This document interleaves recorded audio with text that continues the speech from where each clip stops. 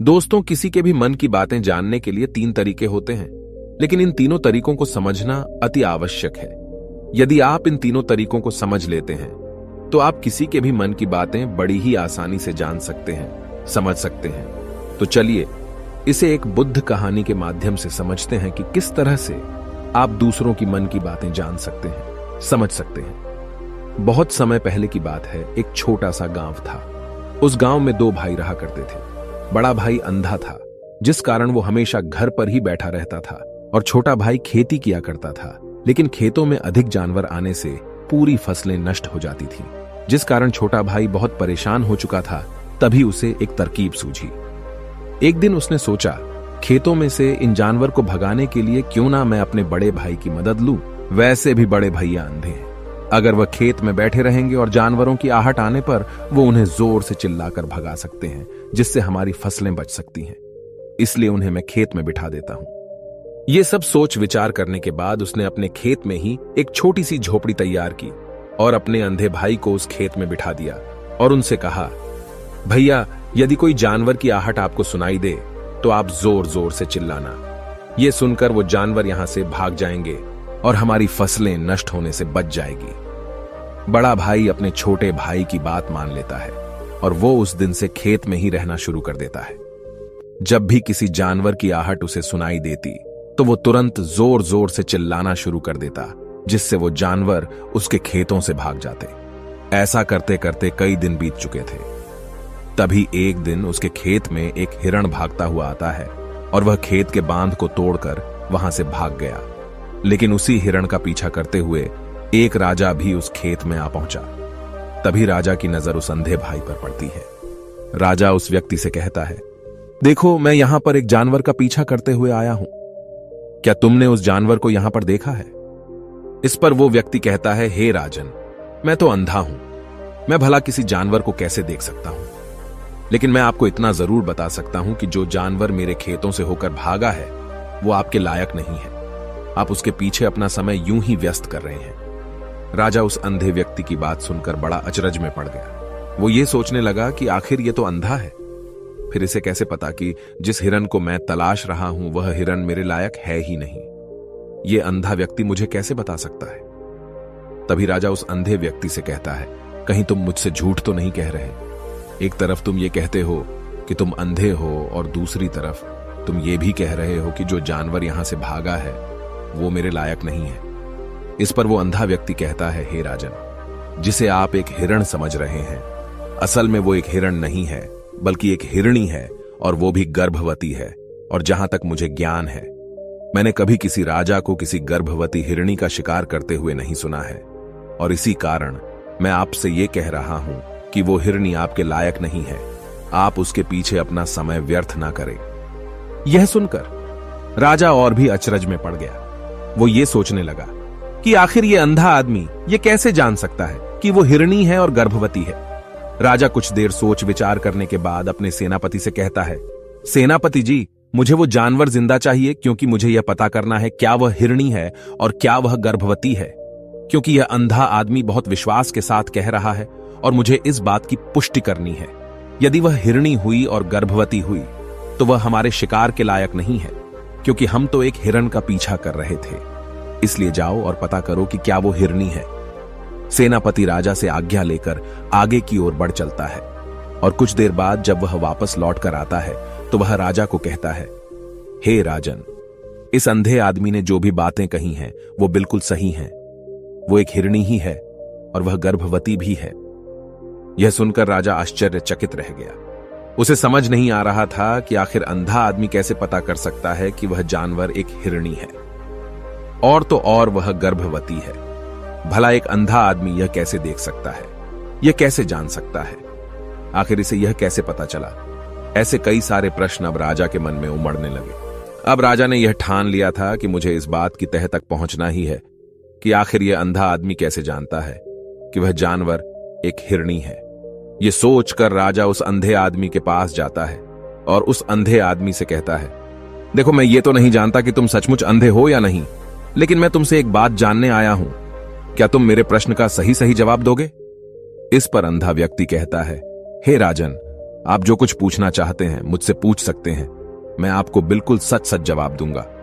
इस पर राजा कहता है, देखो, एक तो तुम कहते हो कि तुम अंधे हो और दूसरी तरफ तुमने यह बता दिया कि जिस जानवर का पीछा मैं कर रहा हूं वह एक हिरणी है, और तो और वह गर्भवती भी है।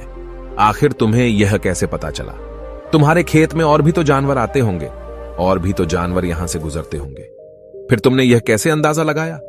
तभी वह अंधा व्यक्ति राजा से कहता है, हे राजन, आप जिस हिरणी का पीछा कर रहे थे वही हिरणी जब मेरे खेत में आई, उसकी रफ्तार और उसके भागने की आहट से मुझे यह एहसास हो चुका था कि यह एक हिरणी है, और मेरे खेत की जो बांध है वह बहुत छोटी है, उसकी ऊंचाई ज्यादा नहीं है।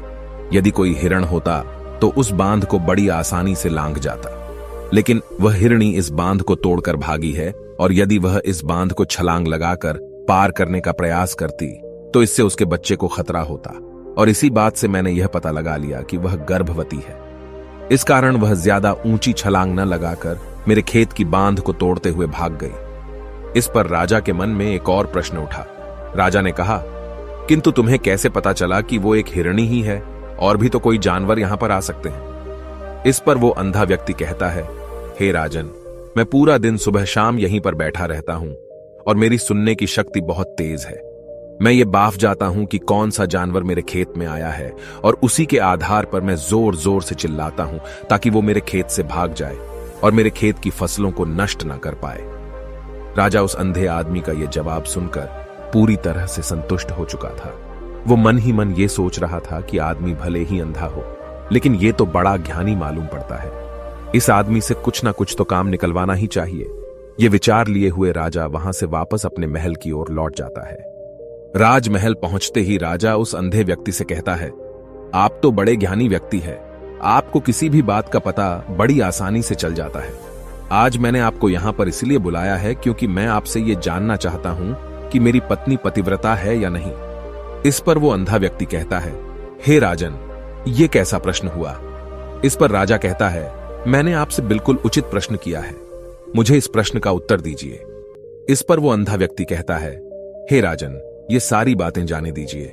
आपकी शादी को इतने साल बीत चुके हैं, और अब आप ये बात क्यों जानना चाहते हैं? आपके मन में ऐसे प्रश्न क्यों उठ रहे हैं? इस पर राजा जिद करते हुए कहता है, देखिए, आपको मुझे इस प्रश्न का उत्तर तो देना ही होगा। यदि आप मुझे इस प्रश्न का उत्तर नहीं देंगे तो मैं आपको मृत्युदंड दे दूंगा।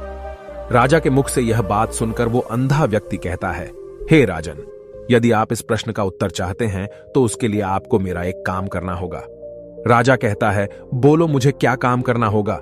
इस पर व्यक्ति कहता है, इसके लिए आपकी पत्नी को मेरे साथ कमरे में अकेले छोड़ना होगा। उस अंधे व्यक्ति की यह बात सुनकर राजा पहले तो क्रोधित हो जाता है, लेकिन फिर कुछ सोच विचार करने के बाद वह उस व्यक्ति की बात मान लेता है और अपने सेनापति को आदेश देता है, सेनापति जी, इस व्यक्ति को और मेरी पत्नी को एक कमरे में कुछ देर के लिए अकेला छोड़ दे। सेनापति बिल्कुल वैसा ही करता है। अब राजा की पत्नी और अंधा आदमी एक कमरे में बंद हो चुके होते हैं। तभी वो अंधा आदमी राजा की पत्नी से कहता है, मुझे आपको छूना है। इस बात पर रानी अत्यधिक क्रोधित हो जाती है और उस अंधे आदमी को वो पकड़ पकड़ कर पीटने लगती है, कभी हाथों से तो कभी लातों से तो कभी पटक पटक कर। इस तरह से उन्होंने उस अंधे आदमी की खूब पिटाई की। उसके बाद किसी तरह से वह अंधा आदमी अपनी जान बचाकर वहां से भाग निकलता है और वह राजा के पास पहुंचता है और वह राजा से कहता है, हे राजन, आपकी पत्नी पतिव्रता नहीं है। यह बात सुनकर राजा अत्यधिक क्रोधित हो उठता है और राजा अपनी तलवार निकालकर सीधा अपनी पत्नी की ओर जाता है और क्रोधित होकर वह अपनी रानी से कहता है, रानी जी, आज मैं जो भी सवाल आपसे करने वाला हूं उसका मुझे सच सच जवाब दीजिएगा, और यदि आपने एक शब्द भी झूठ कहा तो मैं आपका अभी के अभी सर धड़ से अलग कर दूंगा। तभी आगे वह राजा कहता है, मुझे बताइए, क्या आप पतिव्रता हैं या नहीं? इस पर रानी कहती है, हे राजन, आप भले ही मुझे जान से मरवा दीजिए, लेकिन मैं पतिव्रता नहीं हूं। राजा यह बात सुनकर बहुत खुश हुआ, क्योंकि उस अंधे आदमी ने जो भी कहा था वह बिल्कुल सच था। यह बात सुनकर तुरंत ही राजा उस आदमी के पास पहुंचता है और आकर उस अंधे आदमी से कहता है, तुम्हें कैसे पता चला कि मेरी पत्नी पतिव्रता नहीं है? इस पर वह अंधा आदमी कहता है, हे राजन, बड़ी सीधी सी बात है। मैंने तो आपकी पत्नी से बस इतना ही कहा था कि मुझे आपको छूना है, और इस बात पर वह इतना क्रोधित हो उठी कि उन्होंने गुस्से में आकर मुझे लात घूंसों से पीटना शुरू कर दिया। और भला कोई औरत किसी और मर्द को कैसे छू सकती है, लेकिन उन्होंने न आव देखा न ताव, बस लात घूंसे मुझ पर बरसाने शुरू कर दिए। वह भी तो एक छूना ही हुआ, और एक पतिव्रता नारी कभी भी पराये मर्द को नहीं छूती। जब मैंने उसे छूने के लिए कहा था तो वह उस वक्त मुझे मना कर सकती थी, लेकिन उन्होंने तो मुझे पीटना शुरू कर दिया और देखते ही देखते उन्होंने मेरे पूरे शरीर को छू लिया। अब आप ही बताइए, ऐसी स्त्री भला पतिव्रता कैसे हो सकती है? इस पर राजा कहता है, तुम तो बड़े ज्ञानी मालूम पड़ते हो। अच्छा ठीक है, चलो तुम मेरे एक प्रश्न का और जवाब दो। यदि तुमने मुझे इस प्रश्न का सही सही जवाब दे दिया तो मैं तुम्हें यहां से जाने दूंगा। आगे राजा उस अंधे आदमी से कहता है कि तुम मुझे यह बताओ, क्या मैं सच में अपने पिताजी का ही बेटा हूं या फिर किसी और का? इस पर वह अंधा भी कहता है, हे राजन, इस बात से आपका क्या लेना देना? आप किसी की भी औलाद हो, आखिर आप हैं तो इस राज्य के राजा, इसलिए इस प्रश्न को जाने दीजिए। लेकिन राजा कहता है, नहीं नहीं, मुझे इस प्रश्न का सही सही जवाब चाहिए, अन्यथा यह प्रश्न मुझे हमेशा परेशान करता रहेगा। इसलिए मैं इसका सही सही जवाब जानना चाहता हूं। यदि तुम इसका सही सही जवाब दे देते हो तो तुम यहां से जा सकते हो, मैं तुम्हें नहीं रोकूंगा। इस पर वह अंधा आदमी कहता है, हे राजन, इसके लिए तो मुझे आपके मां के पास भी जाने की कोई आवश्यकता नहीं है। मैं आपको अभी अभी यह बता सकता हूं कि आप किसकी औलाद हैं, लेकिन उससे पहले मैं चाहता हूं कि आप मुझसे एक वादा करें कि आप मुझ पर क्रोध नहीं करेंगे। राजन ने कहा, मैं तुमसे वादा करता हूं, मैं तुम पर क्रोध नहीं करूंगा। इसके बाद वह अंधा आदमी राजा से कहता है, हे राजन, आप है तो अपने ही पिता के पुत्र, लेकिन आप पर एक कंजूस सेठ की छाया पड़ी हुई है। यह सुन राजा बहुत क्रोधित हो उठा और वह तुरंत तलवार निकालकर अपनी मां के पास जा पहुंचा। वह वहां पर पहुंचने के बाद अपनी मां से कहता है, मां, मुझे सच सच बताइए, क्या मैं अपने ही पिता का पुत्र हूं या नहीं? यदि आपने मुझे सही सही नहीं बताया तो वह यहीं पर अपने प्राण त्याग दूंगा। मुझे बताओ क्या सच है? इस पर उस राजा की मां कहती है, बेटा, तू है तो अपने ही पिता का पुत्र, लेकिन तुम्हारे ऊपर एक कंजूस सेठ की छाया पड़ी हुई है। जब मैं एक बार नहाने के बाद अपना मुंह आईने में देख रही थी, तभी उस कांच के पीछे मुझे एक कंजूस सेठ नजर आता है और उसी की छाया तुम पर पड़ चुकी है। यह सुन राजा बहुत खुश हो जाता है और वह तुरंत दौड़ा दौड़ा वापस उस अंधे आदमी के पास पहुंचता है और उस अंधे आदमी से कहता है, तुम्हें यह कैसे पता चला कि मुझ पर एक कंजूस सेठ की छाया पड़ी हुई है? इस पर वह आदमी कहता है, हे राजन, आपने मुझसे कई सारे सवाल पूछे जिनका जवाब मैंने आपको सही सही दिया है। यदि कोई और राजा होता तो मुझे इसके बदले में ढेरों सारे इनाम मिल चुके होते, लेकिन अब तक आपने एक फूटी कौड़ी तक नहीं दी है। इस बात से ही मैंने अंदाजा लगा लिया था कि आप बहुत कंजूस हो। यह बात सुनकर राजा जोर जोर से हंसने लगा और कहता है कि आप जो भी मांगेंगे वह मैं आपको अवश्य दूंगा, लेकिन मुझे यह बताओ कि तुम्हें कैसे पता चल जाता है कि कौन सी बात सही है और कौन सी गलत? तुम किसी भी बात का इतना सटीक और सही जवाब कैसे दे पाते हो? इस पर वह अंधा आदमी कहता है, हे राजन, मैं तो वैसे ही अंधा हूं। यदि मेरी आंखें होती तो मैं किसी की भी मन की बातें बड़ी सरलता से जान लेता। मन की एक भाषा होती है और यह भाषा मनुष्य के शरीर के व्यवहार के रूप में देखी जा सकती है। उसकी आंखों से, उसके होठों से, उसके काम करने के तरीके से, उसकी क्रियाओं से पता किया जा सकता है कि उसके मन में क्या चल रहा है। उसके आधार पर हम किसी के भी मन की बातें जान सकते हैं, लेकिन मैं तो अंधा हूं, मैं देख नहीं सकता, इसलिए मैं क्रियाओं से देखता हूं। यदि मुझे कोई बात जाननी हो तो अगले आदमी को कुछ काम देना पड़ता है, जिस पर वह व्यक्ति किस प्रकार काम करता है, किस तरीके से इस काम को करता है, उसके आधार पर ही मैं यह पता कर पाता हूं कि उसके मन में क्या चल रहा है। तभी वह राजा कहता है, तो क्या इसका अर्थ यह हुआ कि मैं भी किसी के मन की बातें जान सकता हूं? इस पर वह अंधा आदमी कहता है, हे राजन, अवश्य आप भी किसी भी व्यक्ति के मन की बात जान सकते हैं, किंतु उससे पहले आपको अपने ऊपर काम करना होगा, और वह काम है अपने मन को शांत करना, अपने मन को वर्तमान में लाना होगा, जिसके लिए मैं आज आपको 3 तरीके बताने वाला हूं। और ये तीनों ही तरीके बड़े ही आसान और सरल हैं, किंतु हे राजन, उससे पहले आपको एक काम करना होगा, अपने मन को एकाग्र करना होगा। जब हम अपने मन को एकाग्र करते हैं, अपने मन को वर्तमान में लाते हैं, तो हम दूसरे के मन की बात जान सकते हैं, क्योंकि वह आदमी अभी भी अपने मन में वर्तमान में ही सोच रहा है, और हमें भी मन को वर्तमान में ही लाना होगा, तभी हम उसके मन की बातें जान सकते हैं। यदि हम अतीत में हुई घटनाओं के बारे में सोच रहे हैं तो वह जो अगला आदमी वर्तमान में सोच रहा है, वर्तमान में अपने मन में बात कर रहा है, वह हम कैसे जान पाएंगे? क्योंकि हम तो अतीत की घटनाओं में डूबे हुए हैं। इसलिए किसी के भी मन की बात जानने के लिए सबसे पहले हमें हमारे मन को एकाग्र करना होगा, उसे वर्तमान में लाना होगा। आगे वह व्यक्ति राजा से कहता है, हे राजन, जो 3 तरीके मैं आपको बताने वाला हूं, इन 3 तरीकों से बड़ी आसानी से किसी के भी मन की बातें जान सकते हैं। उसके बाद वह अंधा आदमी राजा से कहता है, हे राजन, जो सबसे पहला तरीका है वह है आंखों पर ध्यान देना। किसी व्यक्ति से बात करते वक्त उसकी आंखों में देखना, उसकी आंखों पर ध्यान देना जो सबसे ज्यादा जरूरी है, क्योंकि आंखें बोलती नहीं पर बहुत कुछ कह जाती हैं। यदि हम किसी व्यक्ति की आंखों के इशारों को समझना सीख जाएं, हम यह जान पाएंगे कि व्यक्ति के दिमाग में क्या चल रहा है, वह क्या सोच रहा है और अभी वह क्या करने वाला है।